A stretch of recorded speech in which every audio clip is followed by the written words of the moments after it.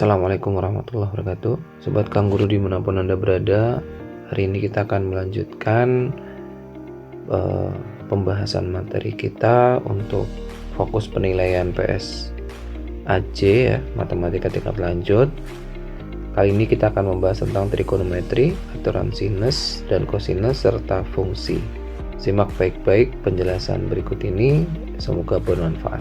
Baik, kita bahas nomor 8. Ini adalah soal trigonometri, menentukan nilai-nilai trigonometri di sudut kuadran-kuadran gitu ya. Sebelumnya saya jelaskan sedikit, walaupun di YouTube saya itu sudah ada, dibagi menjadi 4 kuadran ya. Ini kuadran 1, kuadran 2, kuadran 3, kuadran 4 gitu kan. Nah, ini mulai dari 0, 90 derajat, 180 sama 270. Ini 360 juga sama ya dengan 0. Kemudian kalau di kuadran 1 ini berarti dari 0 sampai 90. Itu rumusnya alfa. Kalau kuadran 2 180 kurangi alfa. Kalau 3 180 ditambah alfa. Kalau kuadran 4 360 kurangi alfa. Untuk di kuadran 1 semuanya itu positif. Kalau yang di kuadran 2 hanya sin. Kalau kuadran 3 hanya tangen. Kalau kuadran 4 hanya kosinus. Itu kita lihat yang ini ya, positifnya aja. Berarti ini kalau saya dulu ngajar tuh kita pakai yang namanya semanis sindi tanpa kosmetik. Maksudnya apa? Kalau kuadran 1 tuh semanis semua gitu ya. Kalau kuadran 2 sindi hanya sin yang positif. Kalau kuadran 3 itu hanya tangen yang positif. Kalau yang kuadran 4 hanya kos. Begitu, semua sin, tangan, kos, semanis sindi tanpa kosmetik. Oke, kalau sudah, yuk kita cari kos 300. Kos 300 itu ada di kuadran 4. Kos 360 dikurangi berapa yang jadi 300? Kan 60. Nah gitu. Kemudian jadinya cos alfanya itu 60. Ambil belakangnya. Lah cos di kuadran 4 itu positif. Dah selesai. Berarti cos 60 setengah gitu. Kemudian sin 150. Di kuadran 2 rumusnya 180 kurangi 30. Itu kan? Terus sin 30 150 di kuadran 2 yang positif sin. Oke, berarti ini positif. Sin 30 rumusnya setengah. Terakhir tangan 135 itu juga ada di kuadran 2, maka rumusnya 180 kurangi 45. Ambil yang belakang jadi tangan 45. Tapi 135 itu kuadran 2 yang positif hanya sin, berarti tangannya negatif. Tangan 45 1, berarti ini ketemunya min 1. Oke, masukkan cos 300 tadi setengah tambah sin 150 setengah 1 dikurangi min 1, berarti ketemunya 2. Begitu, lanjut. Nah, kita ini mencari bentuk lain ya, bentuk lain dari persamaan identitas trigonometri. Nah, kita lihat soalnya itu tangen tapi pilihannya semuanya sin sama cos, maka kita akan merubah tangen menjadi sin dan cos itu. Masih ingat kan ya dulu kalau tangen x itu rumusnya sin x per cos x. Nah, ini nanti kita akan rubah ke dalam bentuk itu. Kemudian itu ada rumus 1 plus tangen kuadrat. Nah itu kalian harus hafal ya trigonometri, kalau enggak agak susah. Tapi ini saya kasihkan ilustrasi yang paling gampang ya. Sin kuadrat X ditambah cos kuadrat X itu kan 1 ya. Nah, kemudian karena itu tangen, berarti ini saya bagi dengan cos kuadrat. Ini saya bagi dengan cos kuadrat, ini juga saya bagi dengan cos kuadrat. Maka sin kuadrat X ditambah cos kuadrat X kan tangen. Kemudian cos kuadrat per cos kuadrat kan 1. Ini acak aja. Oke. Nah, sudah. Oh, berarti tangen kuadrat X ditambah 1 itu seper cos kuadrat X. Nah, kalau begitu kita rubah ini soalnya, jadinya 2 tangannya dirubah menjadi sin X per cos X itu dibagi dengan 1 per cos kuadrat X, begitu. Jadinya 2 sin X per cos X dikalikan cos kuadrat X. Nah, masih ingat kan? A per B dibagi dengan C per D, itu kan jadinya A per B kali D per C dibalik. Jadinya ini cos sama cos bisa kita sederhanakan, jadinya tinggal 2 sin X cos X.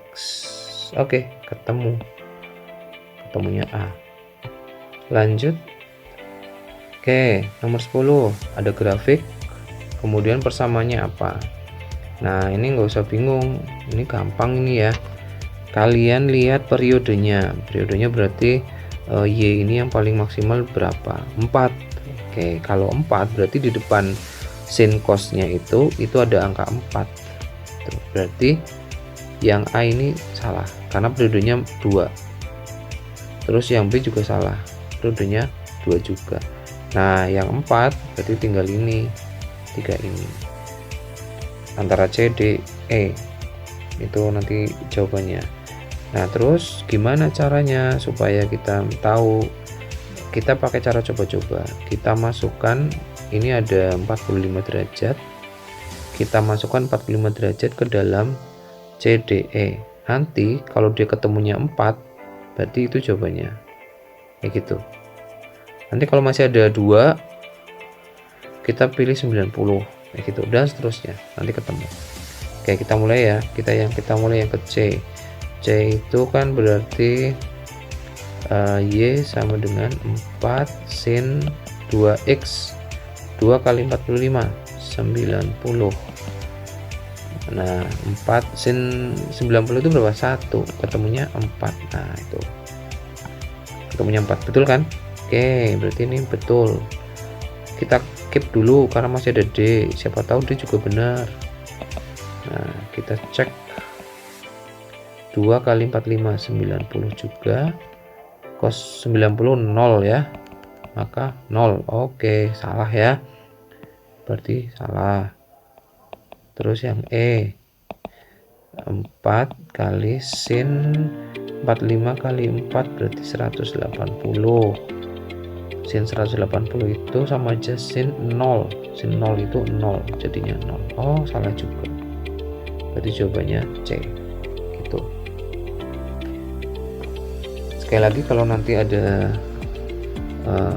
ini misalkan benar terus ini benar, kamu pakai yang 90 begitu sampai yang benar mana, seperti itu. Lanjut. Oke, untuk nomor 11 kita gambar PQR. PQ 4 akar 3, PR 4, R nya 60. Oke, untuk mengetahui ini pakai aturan sinus atau kosinus gampang. Kalau aturan sinus ada sudut terus ada sisi yang di depannya, itu diketahui ya, sepaket gitu ya, ini pasti pakai aturan sinus. Tapi kalau enggak berarti bukan pakai aturan sinus, pakai aturan kosinus. Nanti kita lihat bedanya. Nah kalau seperti ini berarti 4 diketahui, maka harusnya nyari Ki ini. Oke, berarti benar. Berarti ini pakai aturan sinus gitu. Oke, kalau sudah langsung aja. Berarti 4 akar 3 per sin 60 sama dengan 4 per sin Ki. Sin 60 setengah akar 3. Oke, terus ini berdiri di sana lain ya, akar 3 sama akar 3, kemudian setengah 4 bagi setengah 8, terus berarti sin Q sama dengan 4 per 8. 4 per 8 kan setengah. Sin berapa yang nilainya setengah? 30 derajat. Berarti ketemunya A. Oke, sekarang nomor 12. Nomor 12 ini ada sebuah mobil gitu ya. Dia berangkat dari tempat yang sama, kita gambar ya. Kemudian arah mobil A ini membentuk sudut sama arah mobil B. Sudutnya berapa? 60 derajat. Kecepatannya 40 untuk A, kilometer per jam. Terus yang B 50 km per jam. Disuruh mencari mobil berhenti jaraknya berapa? Oh begini berarti. Nah ini yang akan kita cari. Oke, kita lihat ini pakai aturan sinus apa kosinus ya.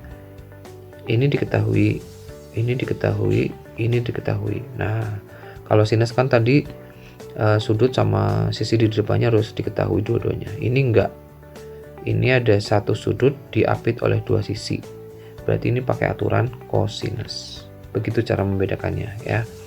Terus ini yang diketahui adalah jarak, berarti itu yang 40 sama 50 kita rubah ke dalam jarak ya. Masih ingat kan ya, kalau jarak itu kecepatan kali waktu itu kan, berarti 40 kali 2 jam berhentinya berarti 80. Ini yang A ya. Yang B berarti 50 kali 2 100. Berarti ini kita rubah ya, ini 80 sama 100. Aturan kosinus itu mengatakan bahwa x kuadrat sama dengan 80 kuadrat ditambah 100 kuadrat dikurangi 2 kali 80 kali 10 100 ya. Cosnya cos 60 begitu. 8 kuadrat berarti berapa? 64, nolnya 2, 100 berarti nolnya 4. Ini jangan dikalikan terlebih dahulu, cos 60 kan setengah. Nah bisa disederhanain, berarti ini 164, 00 dikurangi 8.000 ya, jadinya ini 8.400. Itu baru X. Berarti kalau begitu X sama dengan akar 8.400. Nah ini kalau mau menyederhanakan ketemu akarnya itu kamu buat kayak gini aja, 4 kalikan 100 kan gitu. 8.400 kan 84 kali 100, terus 84 itu kan bisa kamu pecah jadi 4 kali 21 ya, terus 100. Nah udah, 4 keluar akar 2, 100 keluar akar 10, sisanya 21, jadi ketemunya 20 akar 21 begitu. Lanjut nomor 13. Oke, kita gambar A, B, C. BC nya 4, AC nya 6, sin A yang diketahui ini. Oke, sama kayak soal sebelumnya ya. Ini ada sudut, ini ada sisi yang berhadapan, berarti ini pakai aturan sinus. berarti 4 per sin A sama dengan 6 per sin B. Kita cari sin B nya. 4 per sin A nya tadi udah ketemu, setengah sin B, jadinya 8. 6 per sin B. Sin B sama dengan 6 per 8 atau 3 per 4. Nah, yang dicari adalah cos B, tapi kita ketemunya sin B. Nah, nggak usah bingung. Berarti kita langsung masukkan ke dalam perbandingan segitiga siku-siku kan ya. Ini ada sin masih ingat ya rumusnya dulu waktu kelas 10, sin demi. Nah, berarti sini depan 3, miringnya 4. Berarti kita cari ini akar 16 kurangi 9 berapa? Akar 7. Oke, ketemu cos B sama dengan akar 7 per 4 atau 1/4 akar 7 D. Nah, gampang kan? Lanjut untuk soal nomor 14, domain. Kita mencari domain fungsi ya. Untuk akar itu kan dia terdefinisi kalau yang di dalam akar itu lebih besar atau sama dengan, kan gitu. Di dalam akar itu tidak boleh negatif. Kalau negatif tidak terdefinisi. Nah, berarti kita langsung itu aja, 4 min X lebih besar sama dengan 0 gitu syaratnya, syarat terdefinisi, syarat domain. Oke, jadi min X lebih besar min 4. Nah, hati-hati, ini kita kalikan dengan min 1 ya, biar jadi X. Nah, kalau dikalikan dengan min 1, maka ininya apa namanya, tanda pertidaksamanya itu berubah. Tapi kalau dikalikan positif tidak berubah. Udah, berarti syarat domainnya itu berlaku jika X kurang dari atau sama dengan 4 dengan X anggota himpunan real. Sesimpel itu, gampang. Kemudian nomor 15 ada gambar grafik fungsi, terus disuruh mencari persamaannya. Nah, gampang, ini kita tinggal memasukkan nilai X nya, ini nilai X ke dalam A, B, C, D, E nya itu, nanti yang ketemunya ini gitu. Kalau masukkan 1 ketemunya harus 1, kalau masukkan 3 ketemunya harus 2 ke dalam ini. Nah, ini namanya pakai coba-coba gitu ya. Oke, kita coba masukkan X1 ke persamaan A ya.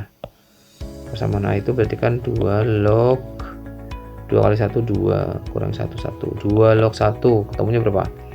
0. Kalau numerusnya, ini namanya numerus ya, masih ingat ya, numerusnya itu 1, maka nilainya 0. Berarti yang A salah. Kita masukkan ke yang B, 2 logaritma 1 kurang 1, 0 juga. Kalau numerusnya 0 maka nilainya 0, bukan. Kita masukkan yang C, 2 log 1 tambah 1. Oke, 2 log 2 berapa? 1. Oke, betul. Coba cek 3, masukkan ke C ya, 2 log 3 tambah 1 4 ya, masih ingat kan? 4 nya kita jadikan kayak gini. Nah, ketemunya 2. Masukkan 3 ketemunya 2. Oke, betul lagi. Nah, udah, berarti nggak usah dicari, ketemunya C gitu. Oke, mungkin itu saja untuk pembahasan materi fokus PSAJ kali ini. Semoga bisa kalian pahami, kemudian belajar lagi dan mempermudah besok kalian mengerjakan. Terima kasih. Saya Eri. Assalamualaikum warahmatullahi wabarakatuh.